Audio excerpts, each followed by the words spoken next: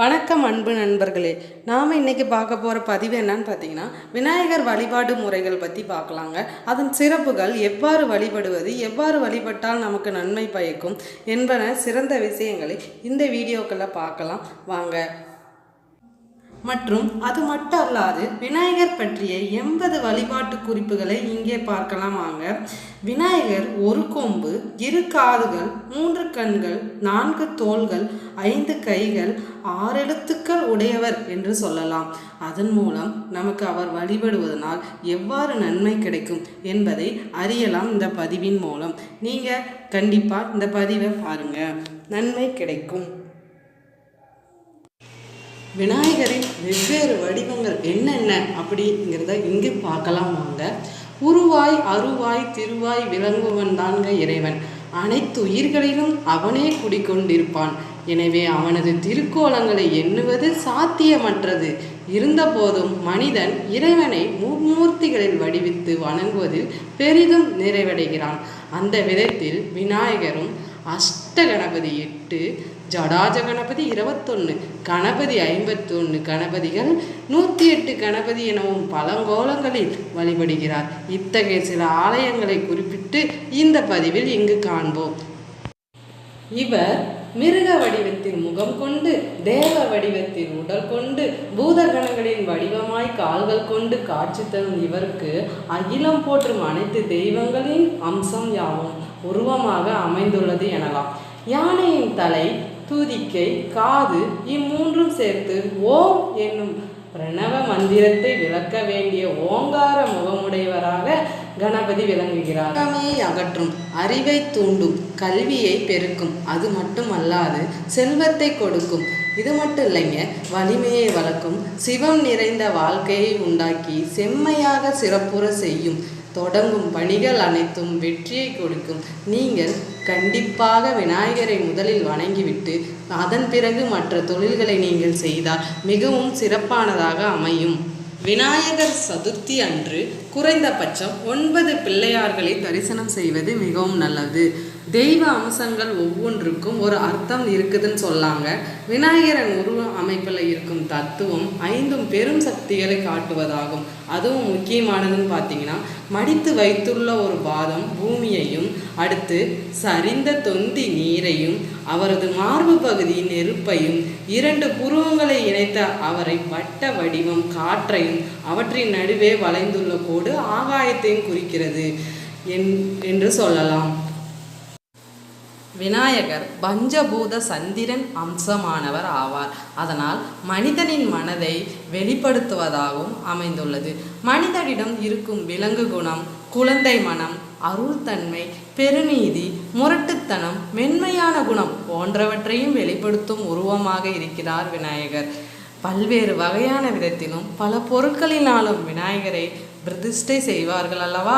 அதுபோல விநாயகரின் உருவத்தை நாம் இவ்வாறு கணக்கிடலாம் என்று கூறப்படுகிறது. பிள்ளையார் செய்வது அவ்வளோ கஷ்டம் ஒன்றும் இல்லைங்க. சிறு குழந்தை கூட பிள்ளையாரை மஞ்சளில் பிடித்து வைத்து வணங்கும். அதுபோல தான் நாமும் சந்தனம், களிமண், மஞ்சள், சாணம் இப்படி எளிதாக கிடைக்கக்கூடிய பொருளை வச்சு கூட நாம் விநாயகரை ஈஸியாக செஞ்சிடலாம். விநாயகருக்கு எளிதாக கிடைக்கக்கூடிய அருகம்புல் அதற்கு மிகவும் விருப்பம் இல்லையா? அதுக்கு விநாயகர் பக்கத்தில் அருகில் வைத்து வழிபட்டால் பிணி நீங்கி இன்பம் பெருகும் என்பது வழக்கம். விநாயகரை எங்கு வைத்து வழிபட வேண்டும் அப்படின்னு கேட்டிங்கன்னா, பிள்ளையார், சூரியன், அம்பிகை, விஷ்ணு, சிவன் என்று 5 தெய்வங்கள் இருக்கு இல்லையா? அவர்களை ஒரே நேரத்தில் ஒரே பீடத்தில் வைத்து பூஜை செய்வதற்கு கணபதி பஞ்சாயதனம் என்று பெயர். 5 மூர்த்திகளில் விநாயகர் பெருமானை நாம் எப்பொழுதும் நடுவில் வைத்து வழிபட்டால் நன்மை பயக்கும். விநாயகரை முதன்மையானவர் என்று ஏன் சொல்லலான்னு பார்த்தீங்கன்னா, நாயகன் என்றால் தலைவன் என்று பொருள் சொல்லாங்க. வி என்பதற்கு இல்லை என்று சொல்லலாம். விநாயகர் என்பது இவருக்கு மேல் பெரிய தலைவர் அல்லது முதன்மையானவர், எவரும் இல்லை என்றும் முழு பொருளும் சொல்லலாங்க. கோயில்களில் விநாயகர் பெருமானுக்கு அர்ச்சனை செய்யும் போது ஓம் அனீஸ்வராய நம என்று சொல்லலாம். அனீஸ்வராய நம என்பதற்கு என்ன பொருள்னு பார்த்துங்களா? ஒரு ஈஸ்வரன் அல்லது இறைவன் இல்லை என்பது பொருளாகும். இவருக்கு மேல் இறைவன் இல்லை என்பது முழு பொருளாக சொல்லலாம். அது மட்டும் இல்லைங்க, பெண் வடிவத்திலும் விநாயகர் பெருமான் அமைக்கப்பட்டுள்ளார். பெண் வடிவில் பிள்ளையார்கள் என்னென்னு பார்த்தீங்கன்னா, விநாயகர் சில தலங்களில் பெண் வடிவில் இருக்கிறாரு.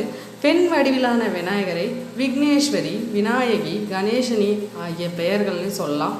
பவானியில் உள்ள ஆதிகேசவ பெருமாள் கோயிலில் வீணை மீட்டு விநாயகியை கண்டு தரிசனம் பெறலாம். அதே போல் நாகர்கோவில்லையும் இருக்காங்க. வடிவீஸ்வரத்தில் உள்ள அழகம்மன் திருக்கோவிலிலும் வீணை வாசிக்கும் புலிக்கால்களை கொண்ட வியாக பாரத் விநாயகியை தரிசிக்கலாம். எந்தெந்த முறையில் விநாயகரை நாம் வழிபட்டால் நமக்கு செல்வம் தரும் அப்படிங்கிறத பார்க்கலாம். செல்வம் தரும் அகவல்னு சொல்லலாங்க. அதை விநாயகர் சதுர்த்தி என்று நாம் விநாயகர் அகவல் அப்படின்னு சொல்கிறோம். விநாயகர் கவசம், காரிய சித்திய மாலை பாடல்களை பாடி அவரை வழிபடலாம். அது மட்டும் அல்லங்க, கெட்ட வரம் தரும் தனிச்சிறப்புடைய இந்த துதியை விநாயகர் முன்பு நாம் அமர்ந்து உள்ளம் ஒன்றி பாராயணம் செய்பவர்கள் மன விருப்பம் எளிதில் நிறைவேறுமாம். அதே போல் நீங்களும் தினமும் இதை காலை மதியம் இரவு என உரைப்பவர்கள் நினைத்த காரியங்கள் கைகூடுன்னு சொல்கிறாங்க. அனைத்து வகையிலும் வெற்றி உண்டாகுமாம். 8 நாட்கள் ஓதி வர மனதில் மகிழ்ச்சி உண்டாகும் அப்படின்னு சொல்லலாம். சங்கடகட சதுர்த்தி தினங்களில் நீங்கள் தினமும் இதை செய்தால் உங்கள் சந்ததி கல்வியும் செல்வமும் மேம்பட்டு திகழும் என்பது ஐதீகமாக கருதப்படுதுங்க. நவகிரக நாயகன் அப்படின்னு ஏன் சொல்லலான்னு பார்த்தீங்கன்னா, ஓங்காரமான பிரணவத்தின் நாயகனாய் திகழும் விநாயகரின் உடலில் நவகிரகங்கள் அடங்கியிருக்காங்க. அது மட்டும் இல்லைங்க, விநாயகரின் நெற்றியில் சூரியன் உறைந்துள்ளார்னு சொல்லலாம். அதே போல் நாவிலும் சந்திரனும், வலது தொடையில் செவ்வாயும், வலது கீழ்கையில் புதனும், வலது மேல் கையில் சனியும், தலையில் குரு பகவானும், இடது கீழ்கையில் சுக்கிரனும், இடது மேல் கையில் ராகுவும் இடம் கொண்டிருக்காங்க. இடது தொடையில் கேதுவும் இடம் பெற்றுள்ளான் அப்படின்னும் சொல்கிறாங்க. எனவே விநாயகரை தரிசனம் செய்தால் நவகிரகங்களில் வழிபட்டு உங்களுக்கு நன்மை உண்டாகும், துதிப்பதற்கான பலன் கிடைக்கும். தாலி பெண்களுக்கு உரிதானது என்று சொன்னாலும் மதுரையில் உள்ள ஒரு விநாயகருக்கு தாலி கட்டி அழகு பார்க்கிறார்கள் கன்னி பெண்கள். என்னன்னு பார்த்தீங்கன்னா, இந்த சடங்கு மதுரை வடக்கு மாசி வீதி மேல் மாசி வீதி சந்திப்பில் உள்ள ஒரு தெருவில் நடக்குதாம். ஆலய சுந்தர விநாயகர் கோவிலும் இது சிறப்பாக நடந்து. குறிப்பாக பெண்கள் இந்த ஆலயத்திற்கு சென்று தங்களின் வயதுக்கேற்ற எண்ணிக்கையிலான விரலி மஞ்சளை தாலி கட்டி விநாயகருக்கு அணிவிக்கலாம். அது மட்டும் அல்லங்க, ஒவ்வொரு வெள்ளிக்கிழமையும் இவருக்கு தாலி கட்டி பிரார்த்தனை செய்து கொண்டால் கிரகதோஷம் நீங்கி நல்ல கணவர் அமைவார் என்பது நம்பிக்கையாக கருதப்படுது. நீங்களும் சென்று இங்கு பிரார்த்தனை செய்தால் நன்மையே உண்டாகும். விநாயகர் சதுர்த்தி அன்று நாம் பூஜை செய்யும் விநாயகர் சிலை மண்ணினால் செய்யப்பட்டதாக இருக்க வேண்டும். நம் கட்டை விரல் அளவை போல 12 மடங்கு அளவில் அது பெரியதாக தான் இருக்கணும். அப்படி வச்சு பூஜை செய்தீங்கன்னா உங்களுக்கு நன்மை விரைவில் கிட்டும் என்பது ஐதீகம். அது மட்டும் இல்லைங்க, வேறு ஒரு முக்கிய தகவலும் நான் சொல்கிறேன் கேளுங்க. திண்டிவனம் திருவண்ணாமலை தேசிய நெடுஞ்சாலையில் சுமார் 18 கிலோமீட்டர் மேற்கே அமைந்துள்ள கிராமம் தாங்க தீவனூர். அந்த கிராமத்தில் உள்ள பொய்யாமலி பிள்ளையார் கோவிலில் திருமணம் செய்து வச்சிங்கன்னா முதல் குழந்தை ஆண் குழந்தையாக பிறக்கும்னு அங்கே உள்ளவர்கள் நம்புகிறாங்க. நாமளும் நம்பி அங்கே போய் வேண்டுதல் வச்சு முதல் குழந்தை ஆண் குழந்தை வேணும்னா இதை செஞ்சு பாருங்கள், கண்டிப்பாக நடக்கும்.